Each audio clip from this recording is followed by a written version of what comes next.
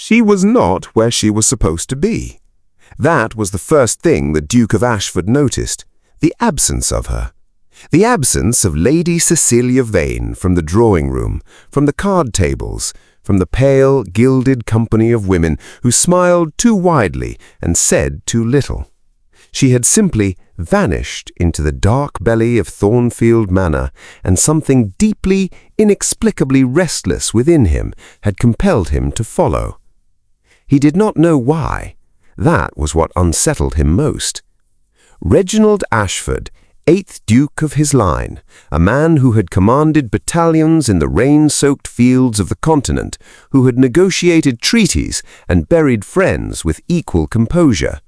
This man found himself walking the cold stone corridors of his own estate at the stroke of midnight, candle in hand, chasing the ghost of a woman he had dismissed as thoroughly, deeply unremarkable. Lady Cecelia Vane, the Earl of Dunmore's youngest daughter. She had arrived at Thornfield 3 days prior as part of the autumn house party, a gathering of titled families whose primary occupation, as far as Ashford could ascertain, was the arrangement of suitable betrothals and the consumption of entirely too much claret. She was quiet. She was pale. She was the sort of woman who sat at the edges of rooms and agreed pleasantly with whatever opinion was placed before her. She had brown eyes, or perhaps grey. He had not looked closely enough to be certain. She wore gowns of muted lavender and dove grey, colours so determined in their modesty they seemed almost an apology for her presence.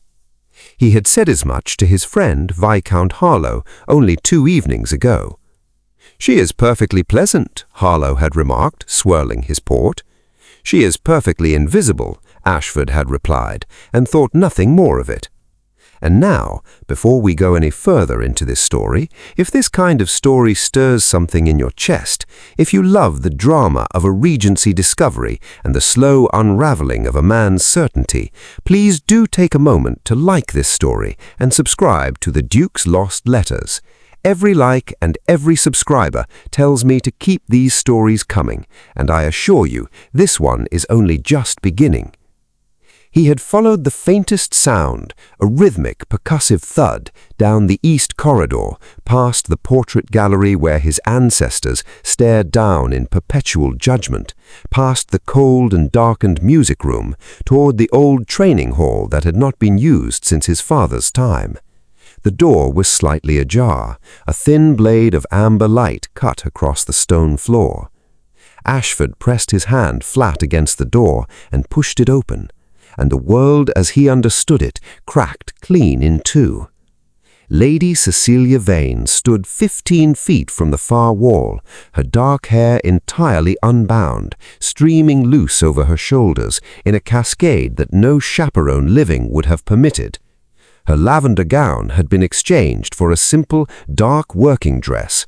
Where she had acquired such a thing, he could not fathom, and her feet were planted wide apart on the stone floor with an authority that struck him somewhere between the ribs.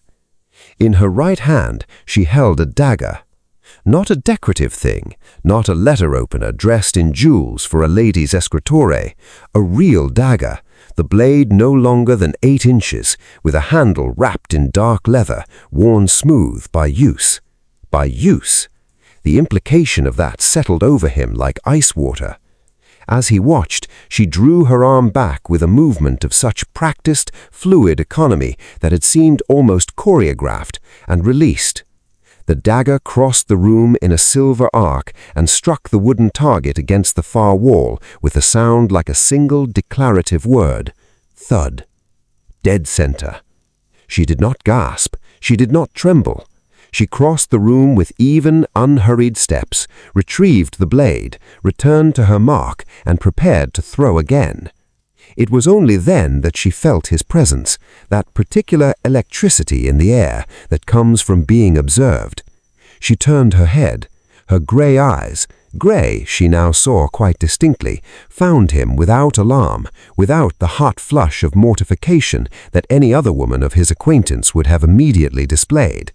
There was a single brief pause, and then something that in another face might have been defiance, and in hers looked almost like relief. "Your brace," she said. Her voice was calm as still water. He stepped fully into the room. The door swung closed behind him. He was aware, distantly, that this was a profound impropriety. A single woman, alone, past midnight, with an unmarried duke. He found he could not make himself care overmuch. "Lady Cecelia," he said, "I find myself at a loss."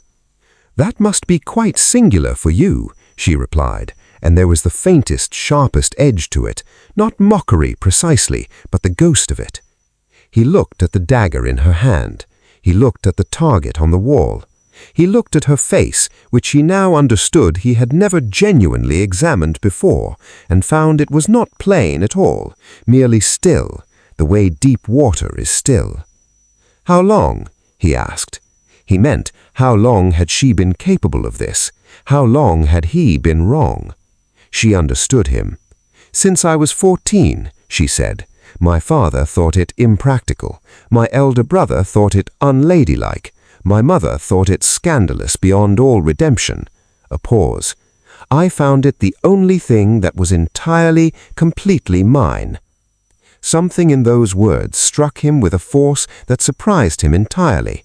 He was a man who had spent his adult life in possession of everything: title, estate, fortune, the deference of every room he entered, and he had never once thought about what it meant to possess something that no one could take or diminish or render decorative and harmless.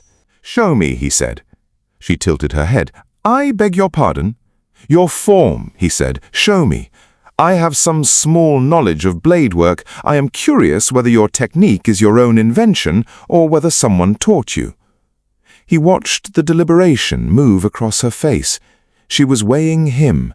Not his title, not his fortune, not the social calculus that governed every interaction in that drawing room upstairs. She was weighing him, and it was the most honest thing anyone had done in his presence in longer than he could easily recall.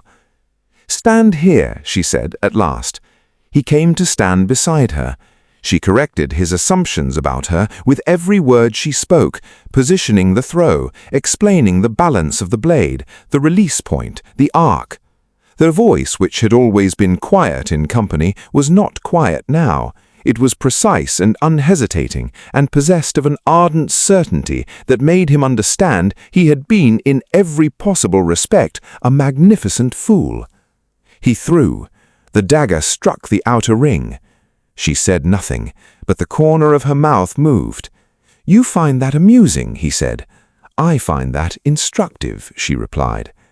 And there, right there in the cold midnight air of a training room no one was supposed to be using, with a dagger lodged in an old wooden target and the rest of the manor sleeping soundly above them, Reginald Ashford felt something shift inside his chest, something stubborn and long calcified, breaking apart. This would be an excellent moment, dear listener, to subscribe to the Duke's Lost Letters if you have not yet done so, because this story is about to take a turn that will change everything for both of them, and you will not want to find yourself without the next chapter. He did not return to the drawing room that evening, neither did she. They spoke until the candles burned low, of her years of secret practice, of his years at war, of all the things that people of their station were required to perform in public and forbidden to feel in private. She told him of a betrothal her father was pressing, a man she had never chosen, who would undoubtedly require her to put down every dagger, every honest thought, every square inch of herself that was still hers.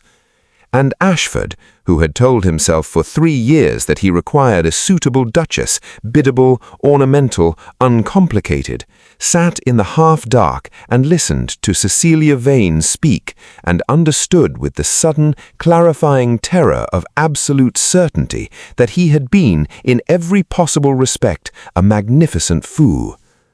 He threw. The dagger struck the outer ring. She said nothing, but the corner of her mouth moved. "You find that amusing," he said. "I find that instructive," she replied. And there, right there in the cold midnight air of a training room no one was supposed to be using, with a dagger lodged in an old wooden target and the rest of the manor sleeping soundly above them, Reginald Ashford felt something shift inside his chest, something stubborn and long calcified, breaking apart. This would be an excellent moment, dear listener, to subscribe to the Duke's Lost Letters if you have not yet done so, because this story is about to take a turn that will change everything for both of them, and you will not want to find yourself without the next chapter. He did not return to the drawing room that evening, neither did she. They spoke until the candles burned low, of her years of secret practice, of his years at war, of all the things that people of their station were required to perform in public and forbidden to feel in private.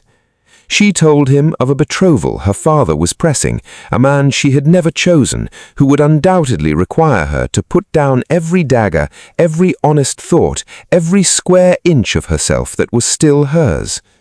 And Ashford, who had told himself for 3 years that he required a suitable duchess, biddable, ornamental, uncomplicated, sat in the half-dark and listened to Cecelia Vane speak and understood with the sudden, clarifying terror of absolute certainty that he had been, in every possible respect, a magnificent fool. "Lady Cecelia," he said, as the first pale suggestion of dawn began to grey the high windows. She looked at him steadily. "For waking me?" "For not seeing you," he said. "I looked at you and saw what I expected. I was not paying attention." The silence that followed was not empty. It was the kind of silence that holds something enormous and fragile, the way cupped hands hold water. "Then pay attention now," she said softly. He reached across the space between them and took her hand, not with the courtly, performative gesture of the drawing room, but simply, directly, with the same honest intention with which she threw a blade. "I intend to, for the rest of my life, if you will permit it." She did not answer immediately. She was not a woman who answered immediately. She thought and considered, and then she looked at him with those clear grey eyes and said, "Ask me properly, Your Grace." And he did. Outside the tall windows of Thornfield Manor, the sun rose on a world that looked precisely the same as it had the night before, and was, in every way that mattered, entirely changed.